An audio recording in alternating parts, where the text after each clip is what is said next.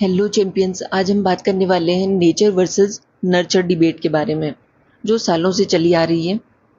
इसको हम समझ लेते हैं एक डायग्राम के थ्रू। वेल, एंथ्रोपोलॉजिस्ट और जो भी एक्सपर्ट और साइकोलॉजिस्ट थे, वो दो ग्रुप में बट गए इस डिबेट के दौरान कि नेचर जो है, नेचर वाला ग्रुप एंड नर्चर वाला ग्रुप। नेचर वाले ग्रुप ने बोला कि जो ह्यूमन डेवलपमेंट है उसके लिए रिस्पॉन्सिबल है जेनेटिक फैक्टर्स। वेल, नर्चर वाले ग्रुप में जो लोग थे उन्होंने बोला कि जो कल्चर है, कम्युनिटी और family members and environmental factors जो है वो रिस्पॉन्सिबल होते हैं इंडिविजुअल के कैरेक्टरिस्टिक्स को शेप देने में एंड ह्यूमन डेवलपमेंट के लिए ह्यूमन बिहेवियर को शेप देने में। वेल, हम कुछ एंथ्रोपोलॉजिस्ट को देख लेते हैं और उनके क्या क्या व्यूज़ थे on on the basis of जो भी उन्होंने रिसर्च की थी। वेल, यहाँ पे हम सबसे पहले एग्जांपल लेते हैं मार्गरेट मीड का। मार्गरेट मीड ने बेसिकली क्या देखा कि जो वेस्टर्न कल्चर है उसमें जो एडोलेसेंट बच्चे हैं उन पे बहुत ही ज़्यादा स्ट्रेस है। उनकी जो ये पूरी की पूरी किशोरावस्था होती है उन उसमें वो केवल स्ट्रेस बहुत ज़्यादा फेस करते हैं। तो उनको ये देखना था कि क्या ये जो स्ट्रेस है वो सारी ही कल्चर में प्रेजेंट है या फिर केवल वेस्टर्न कल्चर में ही है। तो इसकी स्टडी करने के लिए ये लेडी एंथ्रोपोलॉजिस्ट जाते हैं समोआ में। समोआ बेसिकली एक आइलैंड कंट्री है, ऑस्ट्रेलिया के आसपास आपको मिल जाएगी, साउथ पैसिफिक ओशन में। तो ये वहाँ पे जाते हैं, वहाँ पे 9 महीने तक रुकते हैं और उनके कल्चर को ऑब्जर्व करते हैं, लोगों से बात करते हैं। और इन्होंने कंक्लूजन क्या निकाला कि वहाँ के जो लोग हैं, वहाँ के जो एडोलेसेंट बच्चे हैं, उन पे उतना स्ट्रेस नहीं है। बिकॉज उनका जो सोशल स्ट्रक्चर है वो उतना रिजिड नहीं है। बहुत ज़्यादा रूल्स रेगुलेशंस इतने नहीं हैं as compare to western culture. तो उन्होंने क्या कंक्लूजन निकाला कि जो कल्चरल फैक्टर्स हैं, इन्वायरमेंटल फैक्टर्स हैं, वो रिस्पॉन्सिबल होते हैं ह्यूमन बिहेवियर के लिए, ह्यूमन डेवलपमेंट के लिए। वेल, ये सारी बातें उन्होंने अपनी बुक में लिखी है जिसका नाम है coming of age in Samoa 1928। Well, अब हम देख लेते हैं सेकंड एंथ्रोपोलॉजिस्ट फ्रांसिस गल्टन। तो इनका मानना क्या था, इन्होंने साइड ली थी नेचर की।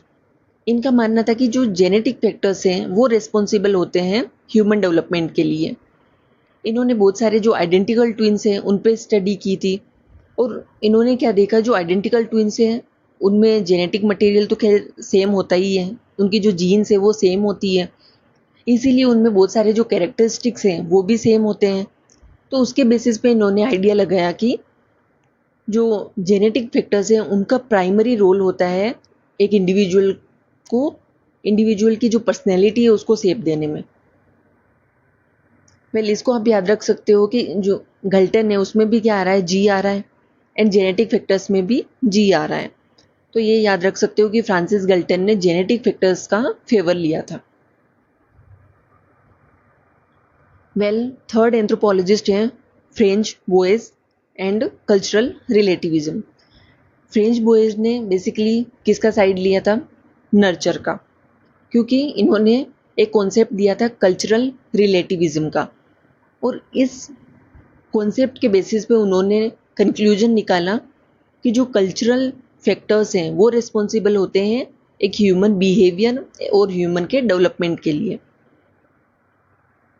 वेल, ये देख लेते हैं कि कल्चरल रिलेटिविज्म क्या है। तो फ्रेंच बॉयज़ का मानना ये था कि जो सारे कल्चर हैं वो इक्वल है। आप उनको किसी भी दूसरे कल्चर से एक स्टैंडर्ड कल्चर मत बनाइए कि जो वेस्टर्न कल्चर है वही बेस्ट है, और कोई भी कल्चर जो है वो सुपीरियर नहीं है, सारे कल्चर्स इक्वल हैं। एक कल्चर को उनके पर्सपेक्टिव से अगर आप समझेंगे तो आपको वो कल्चर बेस्ट लगेगा।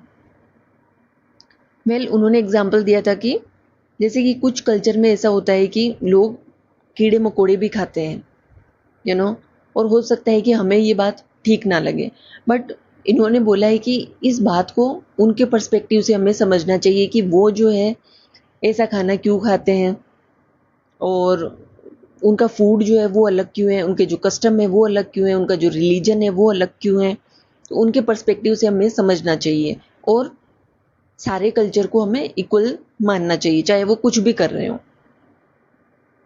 चाहे वो विमेन को पढ़ा भी नहीं रहे हो, अगर लड़का लड़की में भेदभाव भी कर रहे हो तो भी उनको इक्वली समझो, ठीक है।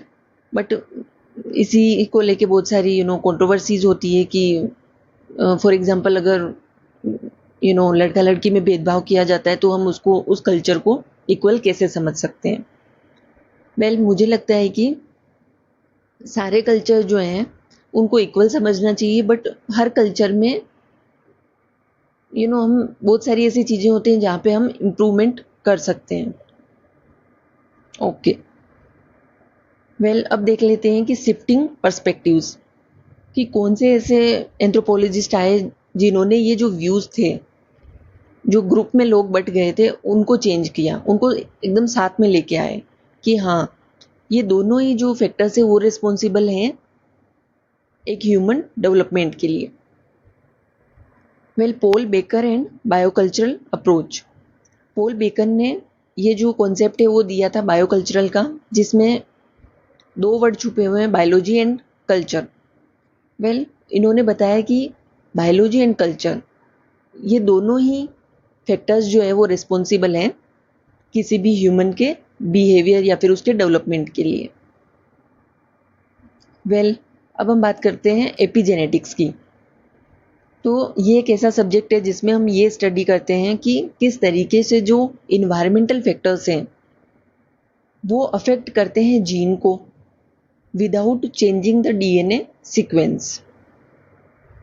कि इन्वायरमेंटल फैक्टर्स जो हैं वो जीन को चेंज कर रहे हैं। तो आप देख रहे हो कि हम इनको इंडिपेंडेंटली स्टडी नहीं कर सकते, कि आप ये नहीं बोल सकते हो कि इन्वायरमेंट जो है वो रिस्पॉन्सिबल है या फिर जीन रिस्पॉन्सिबल है। यहाँ तो जो जीन इन्वायरमेंटल फैक्टर्स हैं, हमारी जो लाइफस्टाइल है वही अफेक्ट कर रही है, पोल्यूशन ही अफेक्ट कर रहा है, पोल्यूशन अफेक्ट करता है, यूवी रेज अफेक्ट करती है, उसकी वजह से क्या होता है कि डीएनए में चेंजेस आ जाते हैं। तो जब इन्वायरमेंटल जो फैक्टर्स हैं, यूवी रेज, पोल्यूशन, ये सारी जो चीज़ें हैं, एलर्जेंस और म्यूटेंट्स, तो ये सारी चीज़ें जो है वो रिस्पॉन्सिबल है डीएनए या फिर जीन को चेंज करने में। तो हम इनको वैसे भी अलग अलग करके स्टडी नहीं कर सकते, ये दोनों एक दूसरे को अफेक्ट करते हैं। इन्होंने एग्जाम्पल दिया था आइडेंटिकल ट्विंस का, कि आइडेंटिकल ट्विंस जो है वो सेम जेनेटिक मटेरियल को शेयर करते हैं, फिर भी ऐसा क्यों होता है कि उनके जो कुछ कैरेक्टरिस्टिक्स होते हैं वो अलग होते हैं। हो सकता है कि उनका वेट अलग हो सकता है कि उनका लंग्स की जो हेल्थ है वो डिफरेंट बिकॉज उनके जो लाइफ एक्सपीरियंसेस हैं वो अलग हैं। हो सकता है कि एक जो है वो हेल्दी लाइफस्टाइल फॉलो करता है, दूसरा अनहेल्दी खाना खाता है, एक स्मोकिंग करता है और दूसरा नहीं करता है। तो जो लाइफस्टाइल फैक्टर्स हैं वो भी रिस्पॉन्सिबल होते हैं कैरेक्टरिस्टिक्स को शेप देने में। एपिजेनेटिक्स में ये स्टडी किया जाता है। ओके, तो फाइनली कंक्लूजन क्या निकला कि हम इन्वायरमेंट और जीन को अलग अलग नहीं रख सकते। हम किसी एक फैक्टर के लिए ये नहीं बोल सकते कि ये फैक्टर रिस्पॉन्सिबल है ह्यूमन डेवलपमेंट के लिए। ये दोनों ही एक दूसरे को इम्पेक्ट करते हैं, एक दूसरे से इंटरेक्ट करते हैं, environment and genetic factors, and ये दोनों ही रिस्पॉन्सिबल हैं human development and human behaviour को डिसाइड करने में। ओके, कॉन्ग्रेचुलेशंस, क्योंकि आज हमारा जो यूनिट 9.1 है पेपर 1 का एंथ्रोपोलॉजी में, वो हो चुका है कंप्लीट। ये है सिलेबस में दिए गए टॉपिक्स। ओके, वेल डन, जय हिंद।